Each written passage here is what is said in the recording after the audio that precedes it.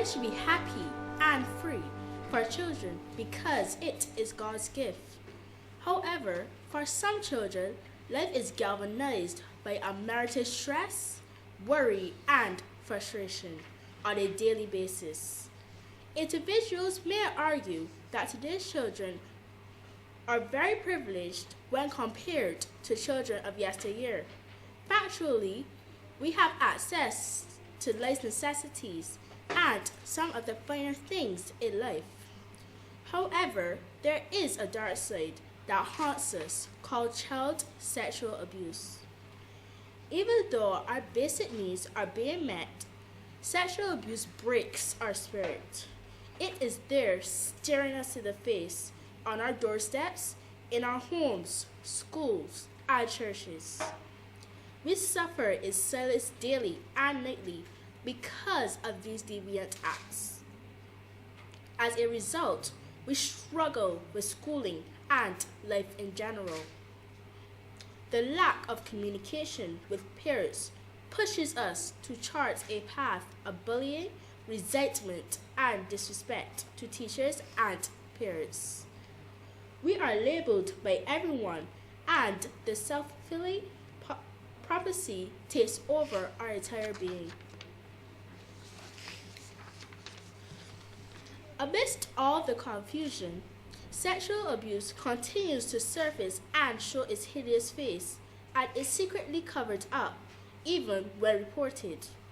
Thus, the monster remains in the closet. Sadly, innocent children all over the world still suffer today because of sexual abuse instigated by the people they love and trust. Notably, there are too many reported and unreported cases. Children are precious jewels, yet they are treated like trash and are sexually abused by egocentric, pleasure-seeking men who have no regard for children or their well-being. They gorge themselves as they feed on our vulnerable frames and take advantage of our precious carnal treasure. They see themselves as conquerors once their appetite is satisfied. Then they try to comfort us with sweets and money. Ominously, we are told not to tell. What a human disgrace. It doesn't matter if you are a girl or a boy. These assailants specifically sort us out and feast on our helplessness. The pain and embarrassment becomes overwhelming, and victims may resort to violence and rebellious behaviors. In the meantime, grace and social well-being suffer. This obvious change in behavior is misinterpreted, and the cry for help is overlooked. Red flags fly high, obvious signals are sent, yet we are scorned and ignored. The door to communication is closed, and the much-needed intervention takes to the sky. Now, all hope is gone, and there's no one to look to. We become obstinate and resentful. We ought to stay away from school and run away from home because of the evil that waits there. Lying and stealing becomes a pleasure, and the satisfaction of power relieves us. Notably, it acts as coverage for the pain we feel. At this time, significant others appear to be our worst enemies, and confidentiality is thrown out the window. Trauma and humiliation burden our minds and weigh heavily on our fragile and dwindling bodies. There are dreadful feelings of disease, and we are pregnated with fear. Our peace of mind and innocence was taken from us. A grave feeling of gloom and guilt torments and lurks around us. We are hurting, and no one cares. We will speak up to reclaim our peace of mind because we have rights. Teachers, parents, and significant others, listen when we speak up and acknowledge our pain. When there is no acknowledgement, we perish. Suicidal thoughts enter our minds and become our greatest friends. Children who are smitten with pain, fear, and resentment may turn to drugs and prostitution. We are tortured and cannot scream or tell, just pretend. We are enslaved psychologically and physically. Our voices are silenced and our innocence taken ruthlessly. We are scarred for life. Our human rights have been violated and our spirits broken. Unable to fight our own battles, we suffer in silence. What has been stolen can never be replaced.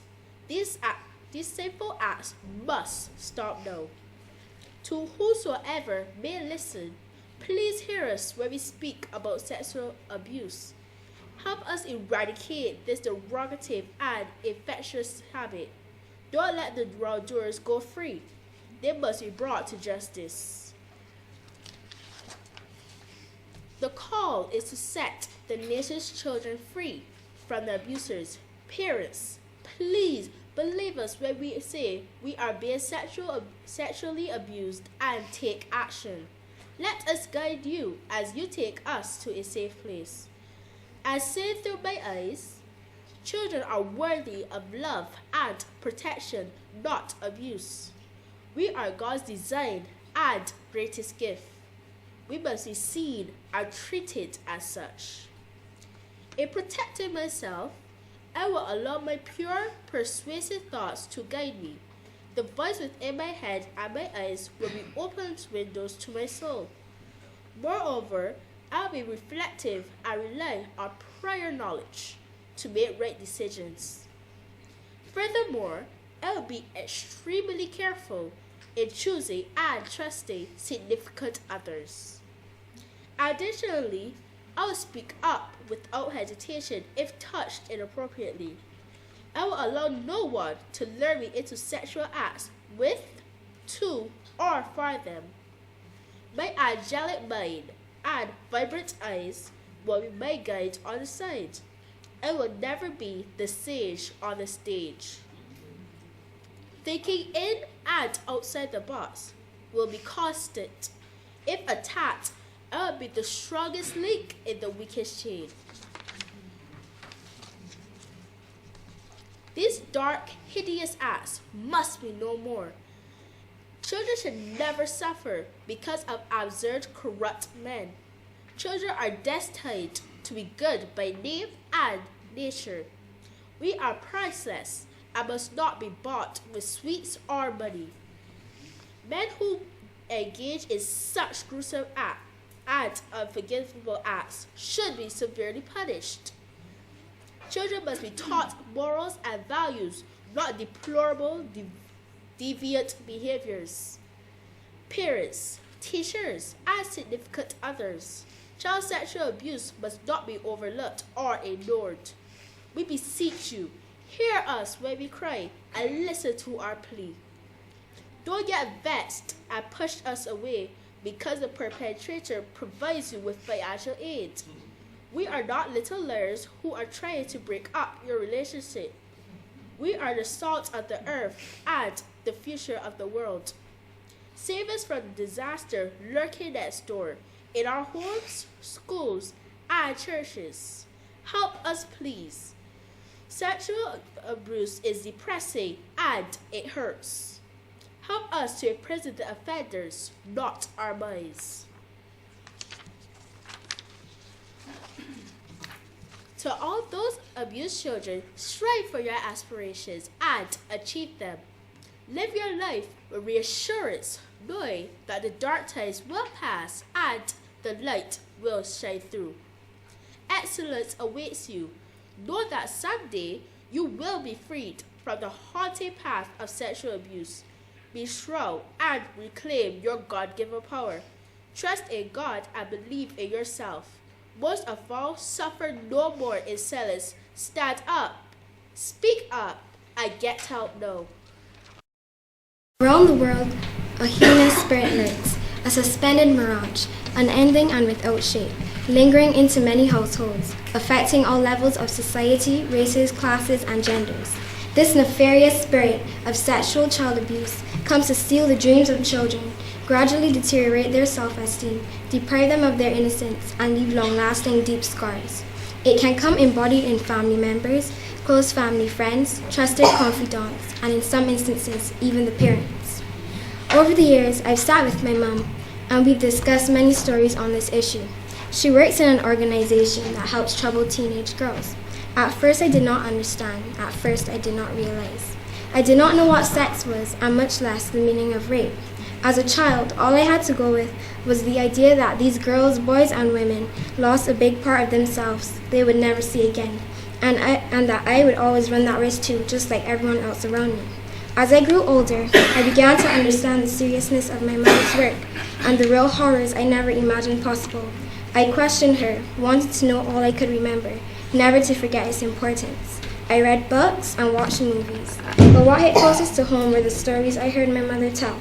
She has told me stories of girls that have been raped by family members, girls touched in places that fathers should never dare to touch them, and sometimes impregnated by them. So wounded and broken, lost and fragile, they began to feel worthless, disgusting, and disgraceful. They began to look down on themselves, belittle themselves, and develop an unstable self-esteem. Their insecurities consume them both body and mind as a result of this sexual abuse, which scars them emotionally, making them feel plastic. Every 6 minutes, a child is sexually abused. Why do parents think these children are too young to remember? They do. 5 years old, 6 years old, 7, 8, 9, 10. Does it matter how old? It does not slip a child's mind. Every day, these chilling memories return, affecting school, life, relationships, and dreams. It eats away at them. It makes them feel worthless and not good enough for their expectations. The nightmares play constantly like a song stuck in their heads. They want to forget, but they can't. It's like a clock, constantly ticking, waiting to explode. Old memories resurface, sending shivers up their spine, reawakening the fear inside of them. It's a constant battle to deal with these emotions and empty feelings every day. Glimmering eyes, which once held so much promise and hope, have now been replaced with eyes full of fear and anger. Eyes which once saw the beauty in everything can hardly see the beauty in themselves. A girl and boy once full of ambition and aspirations can no longer see hopes, futures, and dreams. I have seen both girls and boys with so much talent and ability gone to waste as a result of their crushed self-esteem and low self-worth. They are drawn into a dark hole which they find extremely hard to get out of. This is sadly all a result of the sexual abuse. It breaks my heart to think that a 12-year-old girl somewhere in the world is contemplating suicide because she has lost all hope and wishes to throw in the towel by ending her life. Her time should be spent like normal little girls her age, thinking of becoming a dancer, a doctor, a singer, and marrying a prince in a sugar castle and living happily ever after.